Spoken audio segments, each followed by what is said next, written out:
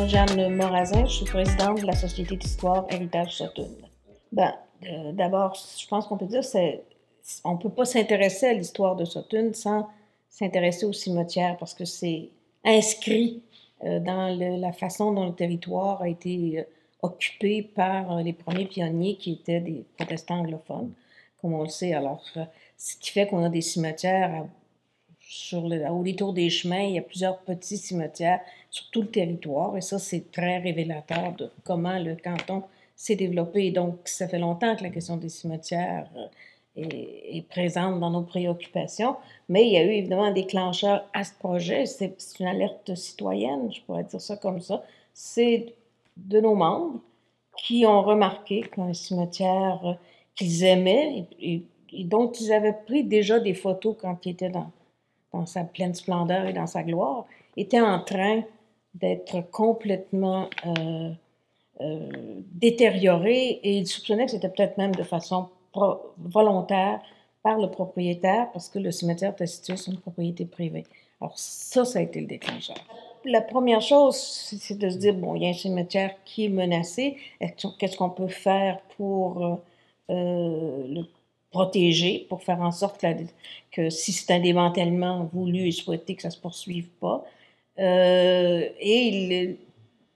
On s'est tourné du côté municipal parce que nous, une société d'histoire, on n'a pas de pouvoir, mais une municipalité, on s'est dit peut-être qu'eux en ont. Et on est passé par la Commission de la culture et du patrimoine, qui est l'organisme consultatif au conseil municipal en matière de culture et patrimoine. Alors, l'alerte qui a été donnée à Héritage Sutton, Héritage Sutton a sonné l'alerte au comité de la culture et du patrimoine, qui là a fait une recommandation au conseil municipal d'agir, d'intervenir. Il lui a soumis le problème. Alors ça a été la première étape. Alors, je suis Dominique Parent, conseillère sortante. J'ai été élue en 2009, donc en poste pendant 4 ans. Je suis aussi documentariste et résidente de Glen Sutton.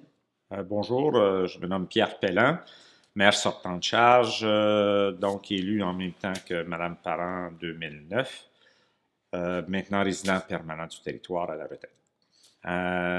Depuis notre élection en 2009, le Conseil a toujours positionné la culture avec un grand C comme un actif à la municipalité et non pas comme un poste de dépense, ce qui était malheureusement fréquemment le cas dans les années passées. On vit dans une communauté qui a été délaissée par la majeure partie de ses industries et à peu près notre seule activité économique, c'est le tourisme. Je veux dire, on savait qu'il y avait des cimetières ici et là dans la région. Il y en avait qui étaient très bien entretenus. Puis il y en a d'autres dont on ne connaissait pas l'existence. Puis ça a été en fait une découverte, une fois qu'on a mandaté Héritage Sutton pour en faire l'inventaire, de découvrir qu'il y en avait 16, de découvrir quel était leur état, de découvrir que certains appartenaient à des propriétaires privés, tandis que d'autres appartenaient à des petites corporations. Finalement, que la question des cimetières avait été prise en compte, puis on s'en était occupé des cimetières, mais c'était la communauté qui l'avait fait. Des fois, pour certains bien, d'autres moins bien, mais c'était quand même un patrimoine qui avait été préservé par les locaux, par les gens qui s'investissent encore à s'en occuper. Sur la réponse du conseil municipal, ça a été, il faudrait qu'on documente davantage les choses, et il y a un mandat qui a été donné à Héritage Sutton de faire un premier inventaire, un inventaire sommaire, qui n'est pas l'inventaire qu'on fait actuellement, mais un inventaire sommaire des cimetières sur le territoire du canton, de la ville de Sutton. Je m'appelle Robert Larocque et je suis responsable de l'inventaire sur le terrain des cimetières pour Héritage Sutton. Et Jeanne a pensé à moi pour faire l'inventaire sur le terrain. Ma formation d'archéologue me permet, m'a formé à faire un inventaire sur le terrain systématique, des pierres tombales et puis des relevés sur les épitaphes, ainsi de suite. L'inventaire sommaire, je l'ai fait en collaboration avec Jeanne et 2, 3 autres personnes. Et, on était 5, un petit comité de 5. On a dénombré 16 cimetières sur tout le territoire de la ville de Sutton, 16 cimetières connus. Et on a donc qualifié leur état, on a constaté la qualité de l'entretien du cimetière ou du non-entretien du cimetière, l'état de détérioration des pierres tombales, ainsi de suite. Et c'est ce qui nous a amené à la deuxième étape, là. On a recommandé, bien sûr, de faire un inventaire plus systématique des cimetières et l'on en est à ce point présent. Claudine Filion-Dufresne, agente de développement culturel pour la ville de Sutton. En fait, moi, je suis entrée en poste il y a un peu plus de 2 ans. Et contrairement à beaucoup de municipalités ou d'MRC au Québec, la politique culturelle a été adoptée bien avant mon arrivée en poste. Donc, en 2007, moi, je suis arrivée en 2011. Il y avait déjà donc le comité de la culture du patrimoine qui était en place. Ils avaient fait la recommandation au conseil là, de pouvoir travailler cette question-là des cimetières. Alors, quand moi, je suis arrivée, ils en étaient rendus à présenter leur pré-inventaire. Donc, ça a été, si on peut dire, le premier contact que j'ai eu avec la question des cimetières. Puis moi, je pense que la sensibilisation, ça a été une clé importante dans cette histoire-là. La mienne, celle du conseil municipal et du milieu. Pour moi, c'était nouveau. J'ai eu à apprendre, à me familiariser avec tous ces concepts-là. Puis je pense qu'au fil du temps, je suis devenue plus convaincue de l'importance des cimetières, de l'importance de travailler dans ce domaine-là, au même titre que le conseil municipal a pu l'être. Puis ça finit par débloquer par un partenariat vraiment concret avec la Société d'histoire. On a déposé un projet à l'appel à projet en patrimoine culturel au ministère de la Culture pour donner une suite finalement à la politique. Puis, dans tout ce que j'ai eu à apprendre, dans le travail qu'il y a eu à faire, il y a eu beaucoup un travail conjoint avec le département de l'urbanisme, justement, pour bien comprendre c'est quoi les possibilités de protection. La Société d'histoire misait beaucoup sur la citation.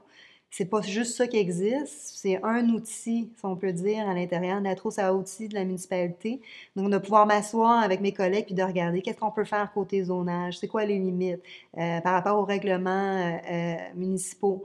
Par rapport aussi aux servitudes qu'on pourrait mettre en place dans certains cas. Donc, d'arriver avec des choses plus concrètes. Ce qui a été quand même encourageant quand il y a eu la rencontre avec les propriétaires de cimetières, c'est de voir qu'eux appréciaient le fait que ça soit flexible, la politique, puis qu'on ait plus d'un outil, puis qu'on puisse, selon la situation de chaque cimetière, pouvoir utiliser un outil plutôt qu'un autre, plutôt que d'avoir une mesure en bloc qui s'adresse à tout le monde. Puis quand on a eu cette rencontre-là, c'était de voir que finalement, c'était pas sur il faut faire ou il faut pas faire une politique qu'on a parlé, mais c'était plus sur le comment, puis il était déjà rendu à parler des actions parce qu'il était convaincu finalement de la pertinence de cette politique-là. Puis dans le travail d'inventaire qui s'est poursuivi depuis 2 ans, mais ça a permis de retracer qui sont vraiment les pionniers de Sutton et puis les premiers Canadiens français à avoir habité ici dans ce qui est le noyau villageois, le Sutton Flats. Et on continue aussi avec d'autres cimetières. Donc, on devrait pouvoir couvrir à peu près les 2 tiers des cimetières par rapport aux inventaires d'ici à la fin de l'année prochaine. Dans la politique, il y a un volet protection, il y a un volet qui est plus la sauvegarde, je peux dire, ou la préservation, en fait, des informations qu'il y a sur les pierres tombales. Puis le troisième volet, c'est la mise en valeur. Puis à travers le projet de patrimoine culturel, c'est beaucoup ce volet-là, mise en valeur, sensibilisation, qu'on a travaillé. Et donc, on n'a pas encore précisé parce qu'il y a vraiment un travail intersectoriel à faire. C'est autant inviter des gens qui sont plus dans le milieu touristique ou dans le milieu de l'architecture ou dans différents domaines pour pouvoir développer les projets de mise en valeur et de sensibilisation.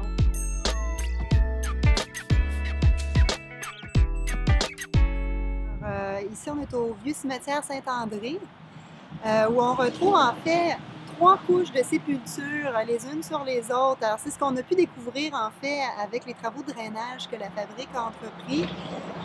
Et donc, il y a beaucoup plus de morts que ce qu'on peut voir.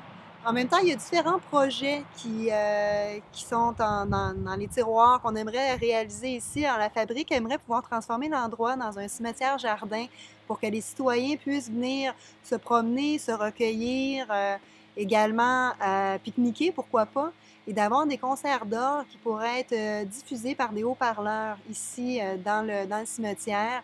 Pourquoi pas aussi un son et lumière. Donc, beaucoup de projets. Ils ont également demandé d'avoir différentes fleurs, arbres pour pouvoir bonifier, attirer des oiseaux. Et ils sont en lien avec des étudiants, donc un programme d'études pour pouvoir faire l'aménagement du site. Et donc, toutes les questions d'intégrité du lieu, de développement, comment on concilie tout ça. Dans le travail d'inventaire qui est réalisé par Héritage Sutton, ça implique entre autres le sondage à la tige qu'ils appellent, donc de pouvoir percer à plusieurs endroits le sol pour voir s'il n'y a pas des pierres tombales qui sont cachées. Ici, on a un exemple d'une pierre tombale qui commence à être ensevelie, mais il y en a peut-être ailleurs dans ce cimetière-ci ou dans d'autres qui ont disparu par la végétation au fil du temps. Alors, on est face au cimetière Strong, qui est en fait le plus ancien cimetière de Sutton à ce qu'on a pu constater jusqu'à maintenant. Comme vous voyez, c'est marqué North Sutton. C'est que l'ancien canton de Sutton était constitué de plusieurs hameaux, dont North Sutton. Et dans la deuxième phase des inventaires qu'on est en train de faire, on veut documenter finalement l'histoire des pionniers des différents hameaux de Sutton, comme celui-ci. Vous pouvez voir la vue spectaculaire qu'il y a derrière. Et vous remarquez aussi qu'on a un lutrin devant le cimetière. C'est qu'on a un circuit église et cimetière qui existe. Et ce cimetière-ci, comme quelques-uns des 16 de Sutton, en font partie. Mais on veut, dans notre projet, pouvoir à ce moment-là bonifier le circuit et même avoir un côté virtuel pour pouvoir le rendre plus interactif. Et dans chacun des cimetières, pouvoir installer une petite boîte de dons où les gens peuvent remplir des formulaires et pour qu'on puisse les contacter et recevoir les dons qui permettraient l'entretien. Et pourquoi pas aussi un plan du cimetière pour qu'ils puissent retrouver leurs ancêtres. Alors, on est devant le cimetière Grimes, puis on voit finalement la diversité des cimetières à Sutton parce qu'ici, on a un cimetière de 4 pierres tombales, alors qu'on en a d'autres qui ont des milliers de pierres tombales. C'est sur un terrain privé. Et c'est entouré de champs agricoles. Donc, toute la question de la zone verte se pose ici particulièrement et dans beaucoup d'autres cimetières à Sutton. Comme vous avez pu le voir aussi, des pierres qui sont cassées, qui sont tombées. Il y a vraiment eu des ravages du temps. C'est dans l'Estrie que ça s'est fait. Et ça a une conséquence majeure. C'est que des fois, en soi, un cimetière n'a on ne peut pas dire qu'il y a un homme célèbre ou une personne célèbre qui a été enterré là. Il n'y a pas de gros monuments parce que c'est des gens humbles et modestes, des pionniers. Donc, en soi, le cimetière n'a peut-être pas ce qu'on pourrait appeler une grande valeur patrimoniale selon les critères de cocher ici, cocher ici. C'est l'ensemble qui a une valeur. Et ça, il va falloir que les gens à Québec, et quand on va parler de reconnaissance des cimetières, le comprennent. C'est l'ensemble. C'est parce que c'est un ensemble qui décrit, qui raconte comment une région ou un canton s'est développé, comment son territoire a été occupé, quelles étaient les familles qui ont écrit cette histoire-là. Si on habite Sutton, on ne peut pas être indifférent au cimetière. On en a vu, on s'est arrêté 1001 fois plutôt.